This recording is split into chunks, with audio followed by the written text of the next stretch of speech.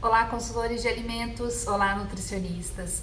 Estou aqui hoje para falar para vocês de um assunto que é muito importante na área de consultoria de cozinhas industriais e que normalmente é muito negligenciado pelas pessoas.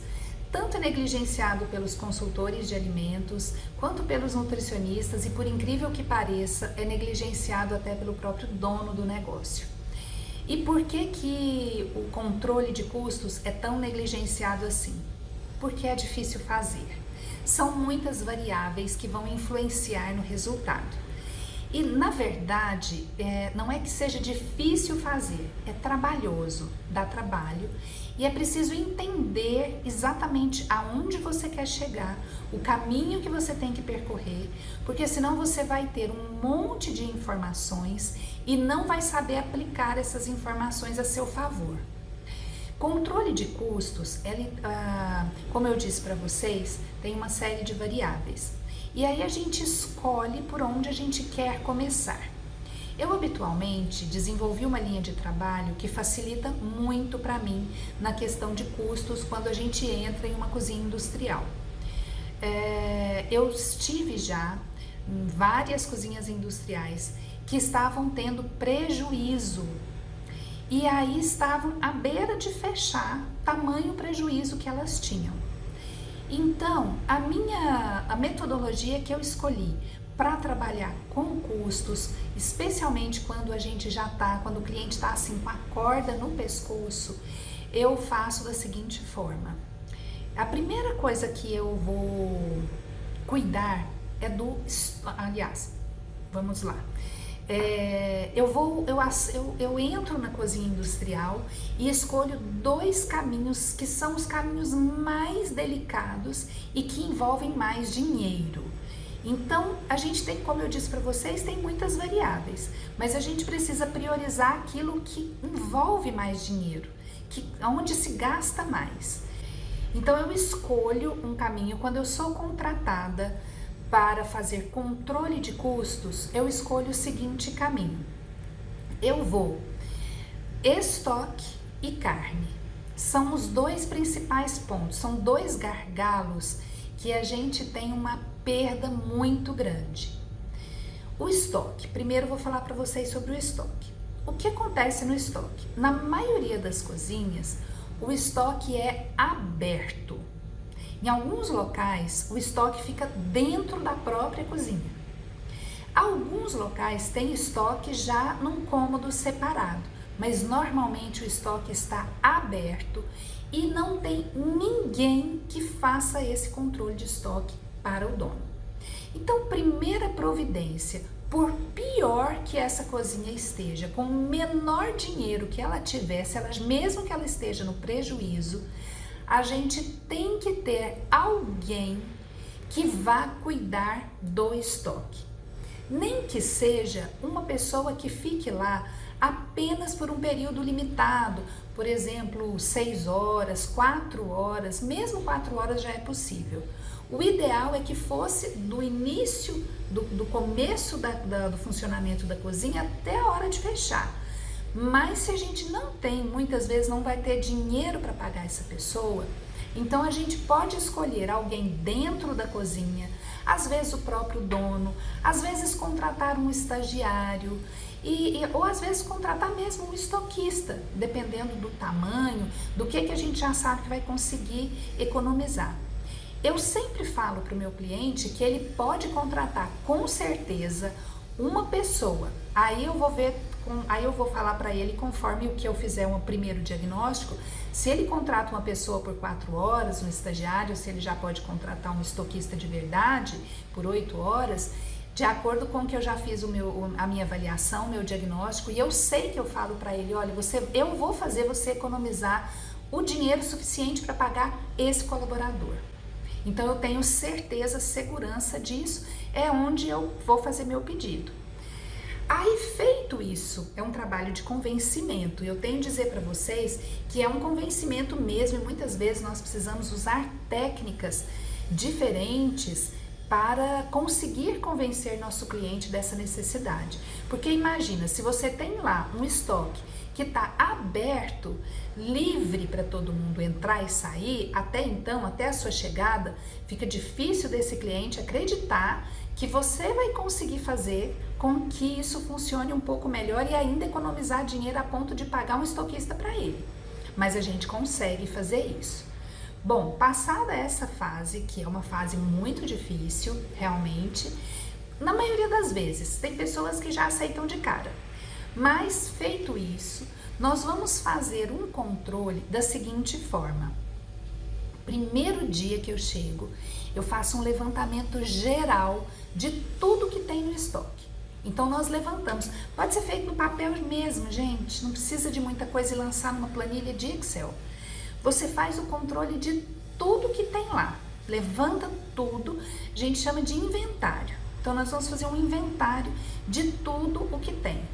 Feita essa planilha do inventário, no primeiro dia, normalmente na minha chegada, habitualmente a gente começa o trabalho numa segunda-feira, né? Então, a gente já começa ali no primeiro dia que a gente tá.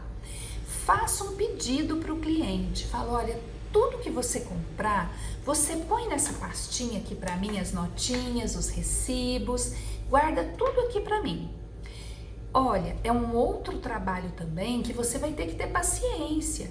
Por quê? Porque o cliente não está acostumado a comprar e guardar notinha. Nossa, esse cliente normalmente não está acostumado a fazer isso. É um trabalho de educação com ele. E tudo que envolve mudança de hábitos envolve paciência. E a paciência do consultor também com seu cliente. Ele até sabe que é importante, mas ele se esquece.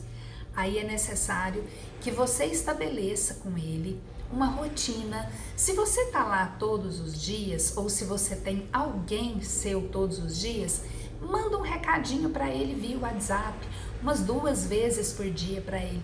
Não esquece das notinhas. Quando ele chegar, você já fala com ele, você comprou alguma coisa, né, hoje, ontem, para que eu possa anotar aqui? Então você, lógico que é importante que você converse com ele isso antes e fale, olha, eu posso te lembrar ao longo dos dias, até isso virar hábito para você? Com certeza ele vai dizer que sim, né? E se ele falar que não, você vai falar, vai ficar muito difícil, porque talvez você se esqueça, você não se lembre, e vai ser muito importante eu saber tudo que está entrando aqui dentro do nosso estoque. Enfim, você vai conseguir sim convencer seu cliente a trazer essas notinhas ou pelo menos a receber seus lembretes. E quando ele olhar seu lembrete ali no WhatsApp, ele não vai nem abrir, mas ele vai, se ele estiver dentro do supermercado, ele já vai falar, nossa, deixa eu levar a notinha para aquela chata, porque senão eu vou chegar lá e ela vai me pedir. Não importe se o cliente está chamando você de chata, porque o que ele quer é que você resolva o problema dele. Se você mostrar serviço e mostrar que vai resolver o problema dele, meu filho, você pode ser a maior chata do mundo, que ele nunca mais vai largar você. Então, esqueça esse negócio de ser boazinha, de ficar assim com medo de não agradar, eu vou incomodar. Se você incomodar, você não precisa de ter medo, o cara vai falar pra você. Sabe por quê? Porque você tá lidando com um empresário. E o empresário, ele já diz isso no próprio nome. Por ser empresário, ele já sabe exatamente o que ele quer. Então ele não fica com meias palavras. E isso é tão bacana, gente, isso é tão bom. A gente até precisa se treinar mais para isso, para a gente dizer exatamente o que a gente quer e não ficar aí com meias palavras para falar com as pessoas. Bom, retomando então. Vocês podem pensar o seguinte, nossa, mas vai ficar muito caro se eu tiver que ir todos os dias, aí eu vou ter que cobrar um preço que talvez o cliente não consiga pagar e eu vou perder o serviço. Isso é verdade. É bem possível que numa situação, às vezes, que a empresa está assim com a corda no pescoço e ainda pensa que tem que pagar um nutricionista ou um consultor de alimentos e que ele vai lá todos os dias, meu Deus, isso vai ficar caro. Mas a gente tem algumas saídas para isso. Você pode ter um estagiário seu, ou você pode pedir para o cliente contratar um estagiário e você ensinar esse estagiário. No caso de controle de custos, é importante demais que você tenha alguém num período de tempo maior para poder estar atento a algumas informações que você vai precisar. E um estagiário, um estudante, pode ser um estudante de administração, um estudante de nutrição, de engenharia de alimentos, uma série de outros cursos podem cumprir esse papel para você, porque é um papel que exige desse profissional atenção, cuidado, que ele saiba fazer lançamentos em planilhas. Então não é exatamente uma tarefa de um profissional só, né? Até o pessoal da economia também, de gestão de negócios, até a própria gestão de pessoas consegue fazer isso, gente. Então nós temos uma série, hoje, graças a Deus, uma série de profissionais que podem ajudar vocês, ser os seus olhos lá dentro, para esse serviço não ficar tão caro. Bom, então a gente feito o inventário, depois que eu fiz o inventário no primeiro dia, de tudo que eu tenho lá, lancei em uma planilha, o que eu vou fazer?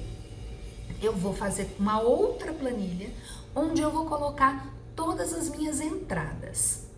Quando chegar o final da semana, eu vou pegar aquele inventário inicial, dar entrada de tudo e fazer um novo inventário. Entende que aí eu vou ter um resultado que vai me dizer aproximadamente quanto aquela cozinha gastou de todos os itens? Então não é tão difícil assim. É lógico que não é um resultado exato. Não vamos acreditar que vai ser um resultado exato logo na primeira semana. Tem locais, às vezes, que como ainda não tem as pessoas específicas, eu escolho alguns alimentos importantes, porque às vezes eu tô vendo que o cliente ele tá um pouco resistente em trazer as notas, então eu escolho alguns alimentos bem importantes, por exemplo, os básicos, arroz, feijão, óleo, leite, sal, e eu vou colocar ali carnes, e eu vou colocar ali os principais, porque se eu já tiver os principais, isso já vai me facilitar muito e eu já vou começar a ter um resultado para mostrar para o cliente. Então eu vou dar o exemplo para vocês de uma ação, né, com a carne que eu fiz hoje em um cliente que eu estou trabalhando justamente o controle de custos. No cardápio de hoje era fígado e aí eu fiz o per capita. Calculei um per capita de aproximadamente 150 gramas por pessoa. E aí nós tínhamos para atender 200 pessoas. Então, feito per capita, né, 200 pessoas vezes 150 gramas, fiz o pedido de 30 quilos. Pedi os 30 quilos de fígado. Bom, como eu falei para vocês, estava eu lá na primeira hora. 6 horas eu cheguei. Quando eu cheguei, as meninas estavam já na parte de picar o fígado.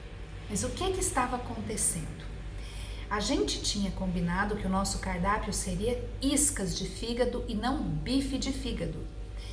E elas entenderam a história da isca de fígado, mas elas estavam cortando iscas grandes. O que eu falei para elas? Meninas, vamos fazer iscas mais estreitinhas e mais fininhas. Não vamos fazer tão grossas e nem tão largas. Vamos fazer isquinhas mesmo. E aí, inclusive, piquei junto com elas. Eu fiquei lá picando. Eu gosto muito.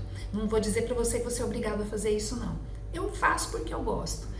E aí, fiquei ali junto com elas, fiz o primeiro corte. Na verdade, mesmo que você não goste, o primeiro corte para orientar é importante que você faça, ou que peça para que elas façam para você e você verifique se está no tamanho que você deseja. E aí o que acontece? Eu fiz o primeiro corte e aí fiz direitinho e mostrei para elas. Olha, eu quero que seja desse tamanho e mais ou menos dessa espessura. E ali elas picaram os 30 quilos de fígado. Bom, quando terminou de picar, e eu peguei a colher com a qual a gente ia servir esse fígado e falei com elas, nós vamos servir aproximadamente 5 tirinhas de fígado. E aí o que aconteceu? Vamos para a segunda etapa? Contar as tirinhas de fígado. Você pode até achar que isso é difícil, gente, mas não é não. Foi tão rápido fazer isso.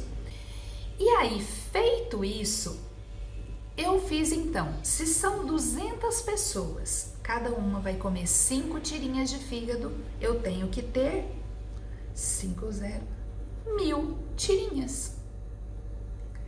E aí eu vi que dos 30 quilos de fígado, a gente conseguiu fazer 1.250 tirinhas. Então eu podia economizar aquelas 250 tirinhas. Então o que eu fiz? Eu só servi as 1.000 tirinhas. Sabe por quê? Porque 5 tirinhas de fígado já era uma porção super generosa. Muitas pessoas não iam querer as 5 tirinhas. Algumas podiam até querer mais, e isso ia contrabalançar. Mas fígado no cardápio costuma ter uma aceitação mediana. Então, com essa aceitação mediana, é importante que a gente tenha uma outra opção, e no nosso caso são ovos. Então, contando que de 200 pessoas, em média, 10% rejeitaria o fígado, que normalmente é esse o índice que a gente tem, 20 pessoas não comeriam. Então, eu tenho uma margem de segurança aqui. E assim eu fiz. Contei as 1.000 tirinhas, desprezei as 250 tirinhas, guardei, congelei, etiquetei, congelei, tá tudo certinho. E aí o que aconteceu? Nós ainda tivemos uma sobra. Tivemos uma sobra de aproximadamente 200 tirinhas. Então eu já sei que se eu cortar 30 quilos naquela medida padrão, talvez eu não vá precisar realmente de 30 quilos. Então, o que acontece? Depois que eu fechei tudo isso, eu vou pesar essas sobras, eu vou pesar a sobra crua com a sobra cozida e vou ajustar meu per capita. Às vezes aqui, gente, a gente consegue economizar 5 quilos de carne, às vezes até mais. E sem faltar, o que é mais importante, sem que falte carne lá pro pessoal. E assim eu vou com todas as carnes. Eu faço isso em média durante as primeiras 2 a 3 semanas. Se o cardápio tiver muita variedade de carnes, às vezes é importante fazer o mês todinho para você fazer o ajuste. Mas se for um cardápio padrão B ou C, onde a gente tem um cardápio mais simples, nas 2 primeiras semanas eu faço e depois eu volto só para conferir com os cozinheiros e ir ajustando. E aí o que acontece? Eles aprendem e isso facilita muito o nosso trabalho. Mas é importante ter aquela pessoa chave lá, porque lembrem-se, o cozinheiro não está lá para fazer cálculo, ele está lá para fazer a comida gostosa. Quem está lá para pensar e fazer cálculos é você. E é por isso que você cobra e é esse o seu trabalho. E quanto mais você entende todos esses mecanismos, mais requisitada você se torna no mercado, porque você vai fazer toda a diferença. Pode parecer que isso é difícil, mas não é difícil, é trabalhoso. Isso eu vou falar para vocês, dá um pouquinho de trabalho. Mas qual é o trabalho que não dá trabalho? Se trabalho não desse trabalho, ele não chamava trabalho, ele chamava outro nome. E aí fica a minha dica de hoje para você, nutricionista, consultor de alimento, que trabalha com custos. Fique atento ao seu estoque, fique atento à quantidade de carnes. Essa é só a primeira etapa do nosso controle de custos dentro de uma cozinha industrial.